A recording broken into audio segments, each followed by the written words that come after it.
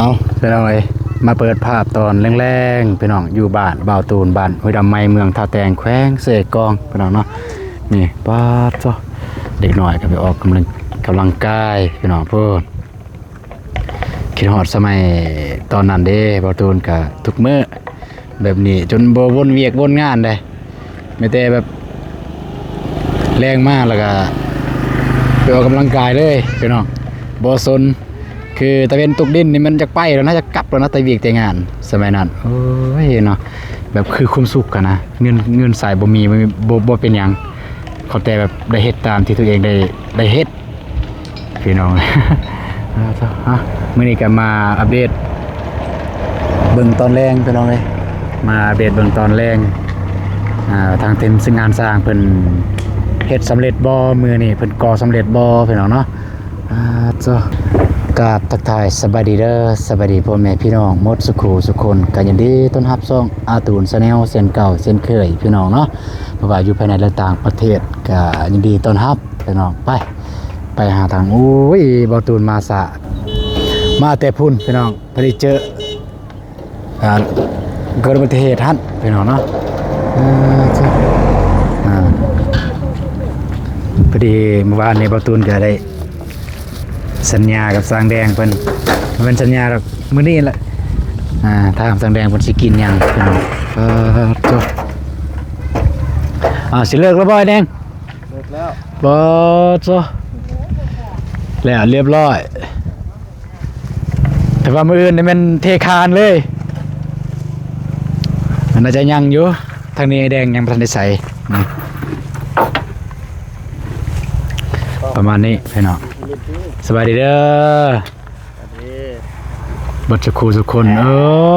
สมพอว่าบ่อยากเข้ากล้องแล้วบ่อยากแก้เสื้อเนาะหูแล้วหูแล้ว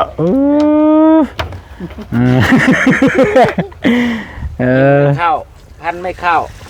เวลาฟันบ่เข้าพันบ่เข้ามาผ่อนคลายเอาไอ้แดงดูเฮ้ยเหยียบอันนี้ขอบใจอะไรได้ผ่อนคลายก็ลมกันจากหน่อยนึงเหยียบหน่อยนึงมาเป็นยังที่นี่บ่ได้บางยานี่บ่เหยียบร่วงบาดเดียว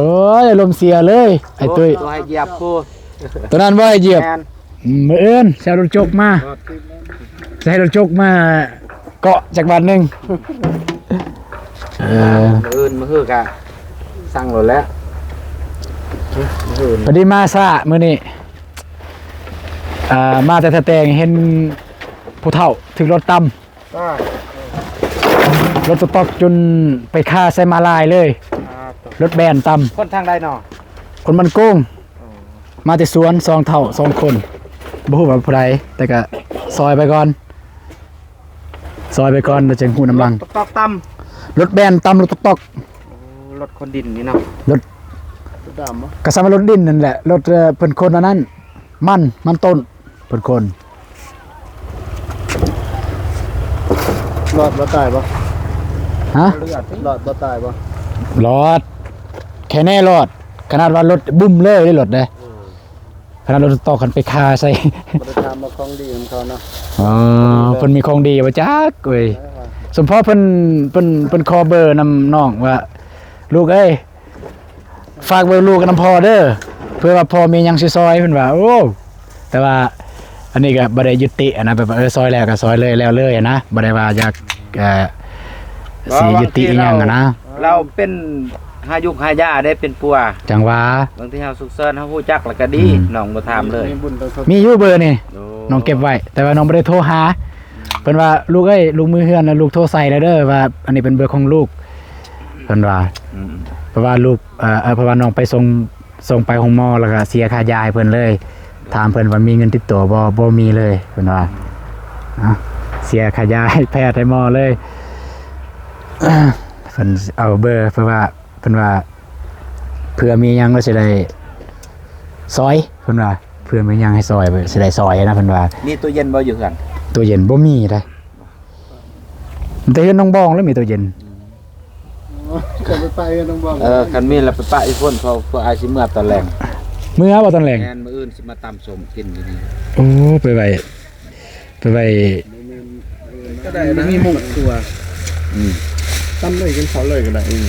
เอานี่ซื้อผักทั่วให้ไอ้แดง ขอบใจ กับทีมงาน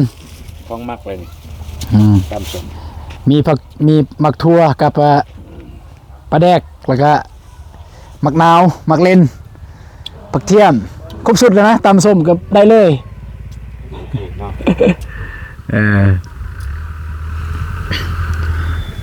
ก็ว่ามื้อไรได้เทคานเนี่ย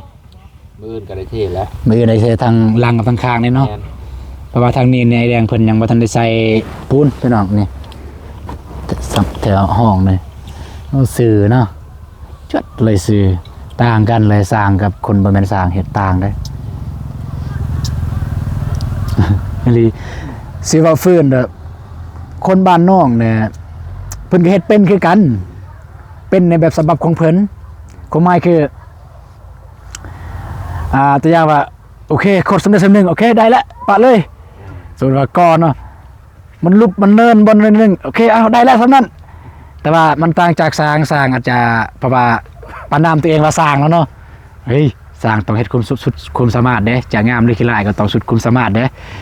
เนี่ยใส่นี่โบกก็ยังงาม แต่ว่าคนบ้านเฮาเนี่ย เป็นหยังเพราะว่าเฮาเฮ็ดเองเฮาแก้เองก็ได้ แต่ว่าคันเฮาเฮ็ดว่ามันเบื้องต้นมันงามมันซื่อแหละเฮาเฮ็ดมันก็งามไปเลย ถ้าว่าเฮามักง่ายเฮาเฮ็ดมันเคยจังซั่นมันก็เคยไปเลย มันเป็นอันนั้นประมาณนั้น นั่นมันเป็น นับมันเป็น นั่นมันเป็น ว่าเฮ็ดมันละเอียดเบื้องต้นมันก็ละเอียดไปเลย มันง่ายเฮาเอง ถือว่ามื้อนี้สำเร็จก่อพี่น้องก่อสำเร็จยังแต่เทกะคานทางลังเทคานมื้ออื่นทางทีมงานสร้างจะมาประกอบเลย ประกอบใหม่ตีแบบเทคานเรียบร้อยแล้วก็จึงเอาดินเข้าหลังจากดินเข้าจะมาเทอีกมาเทนี่คัดไปหน่อยมาเทคัดหลังจากนั้นก็จึงคอยว่ากันอีกว่าขั้นตอนต่อไปจะเห็นอย่างต่อเบิ่งตามงบตามประมาณถ้ามีก็จะได้เฮ็ดต่อแต่บ่มีก็ต้องสร้างแดงสร้างตุ้ยสร้างแนงพักพรไปเลี้ยงลาน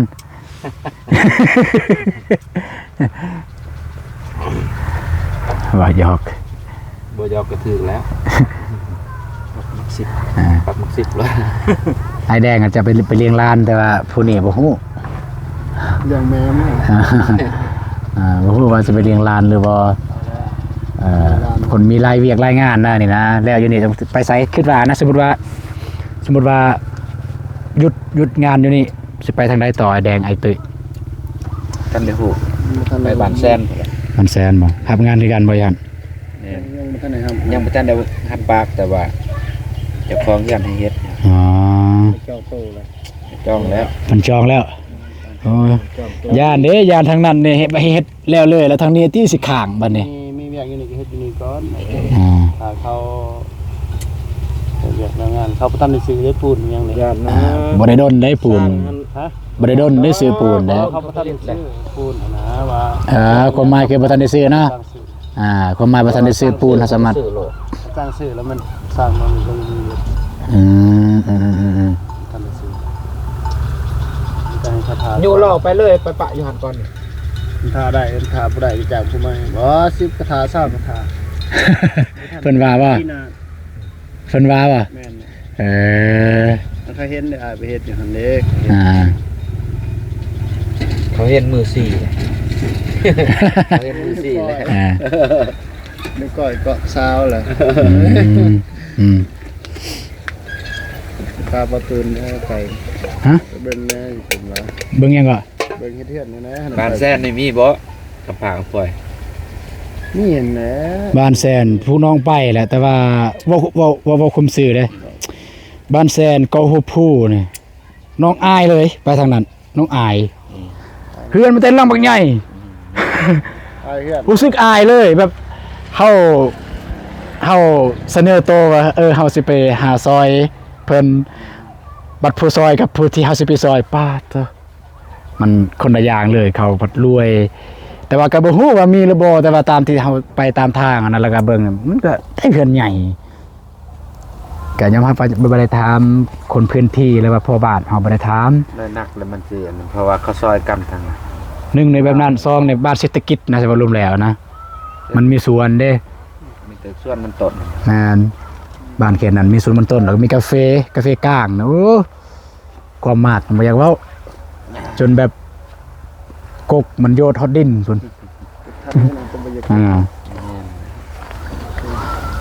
สิกลับเลยวันนี้ มาได้นั่นละเด้อมาลำเลือสิได้ มื้ออื่นบ่ว่าสิบ่มา มื้อมาแหละ มาจังได๋ เอาอ้ายว่ามื้ออื่นบ่เทื่อบ่มา อ๋ออยู่ไสเด้อ เมื่อกี้นี่ บ่หนา มันเบิ่งเงินบ่มาเนาะ บ่เด้อเทื่อนี้บ่ได้เรียนเด้อเบิกให้แต่ไอ้แดง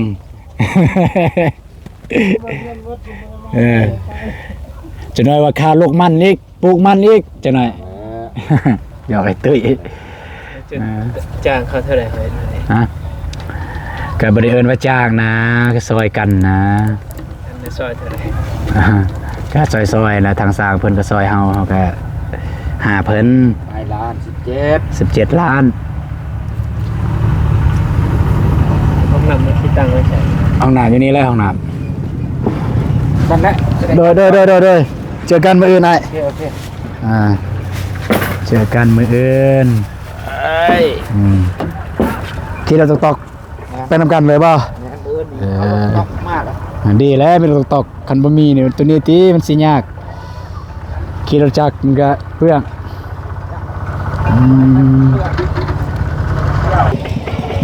พี่น้อยทางทีมงานสร้างเพิ่นออกมือแล้วมือนี่เด้อเ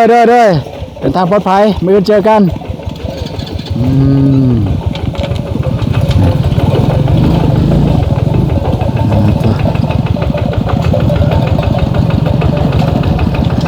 ทางสร้างเฮาก็เพิ่นค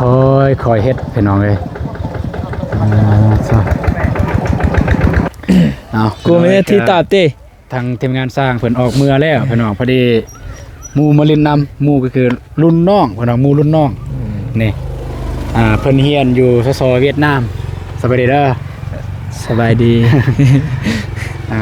ก็บ่ให้เพิ่นแนะนำตัวเองเดี๋ยวบ่ตูนสิแนะนำให้เลยอันนี้ชื่อเพชรนครพี่น้องเพชรนครไปเฮียนก็คือชื่อแท้ชื่อจริงชื่อปะตามปึ้มสมโนเพชรนคร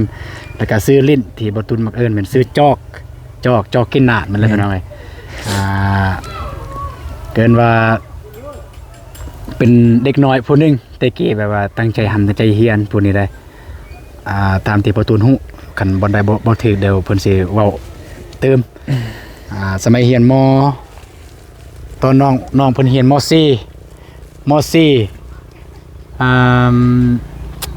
เคยไปเซ็งในเฮียนเก่งแม่นบ่ แมน ในเฮียนเก่งอยู่ไสแน่ อยู่ทำอิฐกับเซ็งอยู่เฮียนก่อนหลังจากหันเซ็งคันเมืองแล้วเซ็งคันเมืองไปเซ็งคันแขวงและคันแข่งไปเซ็งทั่วประเทศลาว ทั่วประเทศเราได้ที่หยัง ได้ที่10 ที่10 แม่น แต่ว่าเก่งแล้วสำนั้น ว่า วิชาหยัง วิชาคณิตศาสตร์ โอ้คณิตศาสตร์พอดีเลยบ่ตูนก็มักถามเพิ่นอยู่คือถ้าผู้ใดได้เจอนำคลิปเบาเจ็บคลิปทีมงานเฮาไปช่วยงัวเกิดลูกนี่แหละบ่ตูนโทรหาเพิ่นไปเรียนแพทย์หยังอยู่เวียด แพทย์ทั่วไป แพทย์ทั่วไปเนาะ แม่น บ่ตูนก็เลยโทรถามเพิ่นว่าเฮ็ดแนวใดงัวเกิดลูกนะเฮ็ดแนวใดก่อนเพิ่นก็ว่าโอ้ยกำลังเรียนอยู่ แต่ก็เลยอยู่กำลังเรียนอยู่ก็เฮ็ดโทรลิ้นแน่พี่น้องเอ้ยแต่ว่าโทรถามแท้แน่เพราะว่าเพิ่นเรียนแพทย์อยู่พุ่นนะเพิ่นน่าจะพอสิฮู้อยู่ว่าวิธีที่ถูกต้องที่สุดในการช่วยเหลือบ่ว่าแต่คนหรือสัตว์แม่นเฮ็ดแนวใดแน่เพิ่นก็สิฮู้บ่ตูนคิดว่านายก็เลยโทรถามเพิ่นตอนนั้นแล้วก็เว้าบ่สุดพี่น้องเนาะแล้วทางแนวยังจึงเฮาจึงรู้จักกันจะอยู่ร่วมกันได้ก็คือตอนนั้นบ่ตูนยังเรียนม.7 อยู่ท่าแตงนั่นแหละอยู่บ้านเฮาเรียนม.7ทางเบาจอกเองก็เรียนม.4 อยู่เสกองม.สนเผา แมน พยายามภาคเรียนเบาจอกเพิ่นก็มาบ้านด้วยความว่าสู่คนสู่มักเล่นกีฬานะมักเล่นกีฬาก็ได้เจอกันมักรุ่นแบบมักสไตล์แบบเดียวกันก็เลยอยู่นํกันได้ อยู่นํกันได้พอดีหลังจากนั้นก็บ่ค่อยได้อยู่นํกันเพราะว่าเฮียนนั่นน่ะอันนี้ก็ไปเฮียนอยู่สิกองนี่อินทาแตงก็บ่ได้สู่เจอกันแล้วก็บัดแรกบัดตุนก็ไปเฮียนอยู่เวียงจบม7เฮียนปียังปี2บ่ปี3บ่ ปี4ปี4และปี3ปี3ปี3เฮียนปี3ประเดี๋ยวนี้เริ่มไปเวียดปี1บ่แม่นเปลี่ยนปี1แต่ว่าไปเวียดเนี่ยไปขึ้นยนต์ไปขึ้นเครื่องอยู่เวียงแม่นก็เลยมันจะมีฮู้ผู้ไทยนำกันอยู่ไปนอนนำเบาตูนอยู่บ้านพักเป็นบ้านพักห้องห้องพักนักศึกษาห้องพักนักศึกษาห้องแบบอยู่นำกันหลายคนแล้วก็เตียงน้อยๆไปนอนเบียดกันอยู่ฮั่นไปนอน1คืนบ่หันจิตใจจือแม่นคืนนึงไปนอน1คืนอยู่ฮั่นทางเบาจอกเองก็ไปนอน1คืนกับเบาตูนหลังจากมื้ออื่นเช้าเพิ่นก็ไปสนามบินวัดไต่ก็ขึ้นยนต์มือเวียดเลยขึ้นยนต์มือเวียดเลยแล้วก็อันนี้มันข้าวที่ย้อนยังที่อยู่นํกันได้แล้วก็ย้อนยังจึงไปเห็นอยู่เวียดแล้วก็จึงเห็นแพทย์ได้ตัวเลขบ่อันดับแรกได้ตัวเลขบ่แม่นเพราะว่าแต่กี้เขาเป็นคนตั้งใจเรียนสินะแสดงว่าเดี๋ยวนี้บ่ได้ตั้งใจแล้วเดี๋ยวนี้ก็ตั้งใจแน่สิเพราะว่าไปเซ็งแต่กี้จบชั้นม.7 พอดีไปเซ็งอยู่ม.แขวงพอดีได้อันดับ1ของโรงเรียนพอดีของโรงเรียนเลยแม่นพอดีได้ตัวเลขนักศึกษาแพทย์แล้วสิเว้าให้ฟังพี่น้องเนาะอันนี้คือบ่ได้มีเส้นสายหยังเลยตามที่ประตูนฮู้บ่ได้มีเส้นมีสายหยังเลยได้ว่าจอกนี่แต่ว่าอาศัยความรู้ความสามารถของตัวเองล้วนๆได้ไปเวียดเรื่องเรียนจบมาได้เฮ็ดเวียกเฮ็ดงานอีกเรื่องนึงแม่นแต่ว่าสิ่งที่เบาจอกเพิ่นได้เฮ็ดมาที่ผ่านมาถือว่าเก่งแล้วสุดยอดสมเชยเก่งแล้วเรื่องจบมาได้เวียกหรือบ่ได้ก็เว้าอีกเรื่องนึงอีหลีแต่ว่าสุดยอดแล้วสำนี้บ่ตูนคือกันบ่ตูนบ่แม่นเรียนเก่งไปเรียน4ปีอยู่เวียงยนครหลวงหั่นคนอื่นไปเนี่ยแบบว่าได้ตัวเลขปุ๊บแล้วมีเบี้ยเลี้ยงได้บ่ตูนบ่มีเบี้ยเลี้ยงเลยอาศัยเงินพ่อแม่แล้วก็เงินหาเองเงินเฮ็ดเวียกเองอยู่เวียงตะกี้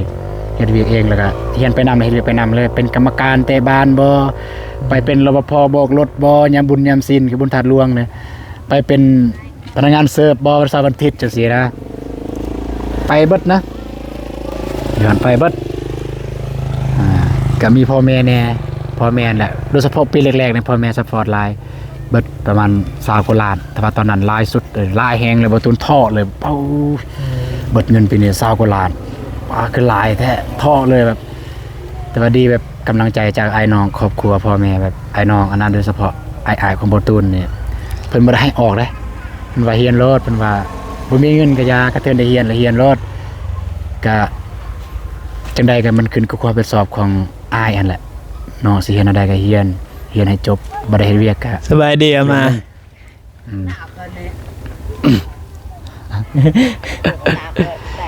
เรียนปีใดแล้วปีนี้ปีนี้ปี5ยังปี1ประมาณทั้งหมดจักปีมาเรียนเวียด7ปีเพราะว่าปี1เรียนภาษาเวียดนามปี1เรียนภาษาเวียดนามแสดงว่าเรียนเฉพาะนี่มัน7ปีพอเรียนเฉพาะ6ปีแต่ว่าเรียนภาษาเรียนเฉพาะ6ปีแล้วก็กับเรียนภาษานี่มัน7แม่นเพราะว่าเรียนภาษามันปีนึงแล้วก็เรียนเฉพาะมัน6เป็น7ปีแต่ว่าก็ดีแค่แน่นี่แบบว่าเพิ่นได้ตัวเลขแล้วก็มีเบี้ยเลี้ยงถามว่าได้จากพ่อแม่บ่มันก็มีแล้วก็มีมื้อนั้นเนี่ยมื้อนึงนะมีนะ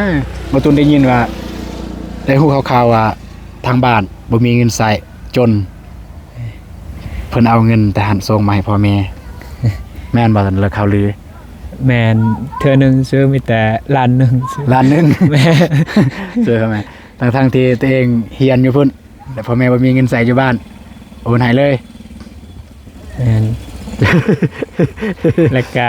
มื้อนึงเฮายืมเงินเบาตูน 500,000 โอ้ยแล้วก็ยืมเงินเบาเจ็บ 500,000บ่ได้ว่ายืมมันบ่ได้ว่ายืม แล้วเขา ช่วยกัน ขอบใจ ช่วยกัน พวกอ้ายทั้งสองคนเด้อ สวยกันนั่นแหละก็บ่อันนี้เนี่ยคันเว้าเบิ่งลึกเบางล่างมันยาวพี่น้องความสัมพันธ์กับผู้นี้ได้ คือเฮาคอเฮาหยังแบบเฮาหาหยังง่ายอะนะเวลาเฮาใส่เฮาหยังง่าย แต่อย่างว่าคือตอนนั้นน่ะบ่ตุนยังอยู่เวียงบ่มีเงินก็เคยขอน้ำเพิ่นคือกันขอแหน่จักแสนหนึงบ่มีเงินใส่ว่าซั่นเพิ่นก็โอนมาให้นั่นนี่นะก็ซอยๆกันนั่นนี่บ่ตุนเข้าใจดีทางบ่าวจอกเพิ่นว่าเพิ่นไปเห็นอยู่เวียงเนี่ยต้องใส่เงินนะเฮ้ยเพิ่นอยู่เวียงอยู่เวียดต้องใส่เงินอยู่แล้วนะพอดีเพิ่นเสร็จมาว่ามีเงินบ่แสดงว่าจุกแฮงอันนี้เข้าใจความรู้สึกแล้วตอนอยู่เวียงตะกี้ คันเฮาสามารถเอ่ยปากว่ามีเงินบ่แสดงว่าในโตะเฮานี่บ่มีพอกีบแล้วบ่มีพอกีบแล้วเด้ แม่น เฮาจะติดล สามาร บ ถ บ่น้อย เฮาจะกล้าเอ่ยปากกับผู้ใดก็แล้วแต่ แบบติดลบแล้วนะ อืม นั่นน่ะก็ยังอีกหนึ่งปีนี้ปีสุดท้ายว่าละปีหน้า บ่ยังปีหนึง ยังปีหน้าปีสุดท้ายแสดงว่าจบนี่26 27จบ 27แม่น 2027จบบ่ตูนบ่ฮู้ว่าสิได้ท่าร่วมยินดีกับบ่าวจอกเพิ่นบ่ก็ท่าเบิ่ง จะได้ก็ขอแสดงความยินดีล่วงหน้าก่อนแล้วจบมาก็ให้ได้เวียกให้ได้งานบ่แม่นจบมาแล้วมาเตะฝุ่นคือข่อยนี่ได้คือบ่ตูนเดี๋ยวจบมาเตะฝุ่นบ่ได้เฮ็ดหยังเลย ก็ยินดีนำบ่าวจอกเพิ่นนั่นเลยตอนนี้นี่เพิ่นมาเบิ่งนี้เพิ่นว่ามีความฝันคือกัน แต่ว่าความฝันอาจจะยังยาวไกลแต่ว่าก็ความฝันอยากจะได้ แล้วก็อันนี้คือยุคบุกเบิกคือกันพี่น้องบ่ตูนลืมบอกลืมเว้าลืมเล่านะยุคบุกเบิกที่บ่ตูนเริ่มเข้ากองเฮ็ดคลิปถ่ายตัวเองว่าซั่นซะให้หมู่ถ่ายเฮาแล้วก็เฮาถ่ายตัวเองก็คือสมัยช่วงโควิด2019โควิด19พี่น้องแล้วเฮาพากันมาอยู่บ้านเนาะ แม่น โรงเรียนยังนักเรียนนักศึกษามาอยู่บ้านเบิดเพราะว่าโรงเรียนปิดเด้มาอยู่บ้านเฮ็ดคลิปพี่น้องเฮ็ดคลิปลิ้นๆนี่แหละเฮ็ดคลิปลิ้นๆโอ้ยคันเฮ็ดเลยในเดี๋ยวนี้นี่น่าจะเป็นแบบซองใหญ่ๆแล้วอยู่ลาวนี่คิดว่าเพราะว่าหมู่ก็มักเบิ่งอยู่เฮ็ดตอนนั้นนี่แหละมีผู้หนึงผู้นี้นี่มักอกหักแต่ว่าพระเอกล่ะ เราเป็นพระเอกแต่ว่าถึกยาตลอด ผู้สาวถึกยาตลอด อันนี้ในหนังเด้อเนาะในเรื่องที่เฮาแสดงครับถึกยาตลอดประมาณนั้นพี่น้องเอ้ยคร่าวๆถ้าสิเล่าเบิดก็สิฟังบ่ได้พุ่นหาเรามันตักอ่ะเสียนยังเฮ็ดกินอ้อยเนาะนี่ปึ๊ดพี่น้องเอ้ยแสดงว่ามื้ออื่นทางสร้างเพิ่นจะได้เททางนั้นทางหลังเดี๋ยวสิพาไปเบิ่งความแข็งแรงซำใด Hay tận cả ngày thì chờ Ôi Chăm lấy vô ทางสร้างแดงว่าเอาตีนยันเลยก็ได้ทางนี้แข็งแรงทนทานแล้วเพิ่นว่าเพราะว่าอยู่ในนี่เพิ่นใส่เหล็กแล้วพี่น้องเอ้ยนี่ในใส่เหล็กแล้วอยู่นี่ก็ถอกใส่แบบนี้เลยพ่นมาแต่กันเทคานแล้วก็ขั้นตอนสุดท้ายถมดิน หลังจากถมดินแล้วทางสร้างเพิ่นก็มัดมาเทคานอีกเทคานนี้คัดไปพุ่นคัดแบบคานทุกล็อกทุกห้องเลยนะมีคานเลยทุกเสาประมาณนั้นพี่น้องเอ้ยนะพอดีเบาตูนก็ว่าสิไปหาน้องบองเพิ่นแต่ว่าน้องเพิ่นว่าน้องบ่สะดวกแหน่จักหน่อยเพราะว่าน้องเพิ่นบ่สะดวกก็บางเทื่อว่าเบาตูนบ่ได้ลงไปหาเด้อพี่น้องเด้อเพราะว่าน้องเพิ่นบ่สะดวกก็มีแต่ว่ามื้ออื่นสิลงไปหาน้องเพิ่นมื้อนี้ก็น้องหมดค่าหมดมื้อละแล้วก็น้องเพิ่นว่าบ่สะดวกก็ถ้าจะได้ก็ให้น้องเพิ่นพักผ่อนนะซะนอนพักผ่อนเหนื่อยละค่าหมดมื้อ ก็บางเทื่อว่าสิบ่ได้ไปหาพี่น้องเนาะมื้ออื่นสิได้ไปหาน้องเพิ่นเด้อพี่น้องเด้อสำหรับมื้อนี้บ่ได้ไปหาเนาะเอาสำหรับคลิปนี้อาจจะก็บ่มีสาระหยังพี่น้องก็บ่ตูนมีแต่มาอัปเดตเบิ่งยามแลงทางสร้างเพิ่นได้เฮ็ดหยังแน่แล้วก็ฮอดไซ ก็ประมาณก็อย่างที่บ่ตูนได้ทายพ่อแม่พี่น้องได้เห็นนั่นแหละก็ยังบ่ทันได้สามารถได้เทแต่เพิ่นก่อเนี่ยก็สำเนีแล้วยังได้ทอกในระหว่างกลางนี้พี่น้องทอกปูนนี่บ่เนี่ยหลังจากทอกนี้แล้วเราก็จึงเทแต่ทางล่างกับทางข้างเบื้องพุ่นสามารถเทได้พี่น้องเนาะก็ประมาณนั้นโอเคสำหรับคลิปนี้บ่ตูนก็สิขอจบคลิปเพียงเท่านี้ก่อนก่อนอื่นหมดต้องขอบอกเข้าใจเพื่อนจิบุญและสีทุกท่านที่ตามชมคลิปกับบ่ตูนตั้งแต่ต้นคลิปจนจบคลิปจะได้ก็ขอให้พ่อแม่พี่น้องมีสุขภาพแข็งแรงเด้อร่ำรวยๆไปพี่น้องเจอกันมื้ออื่น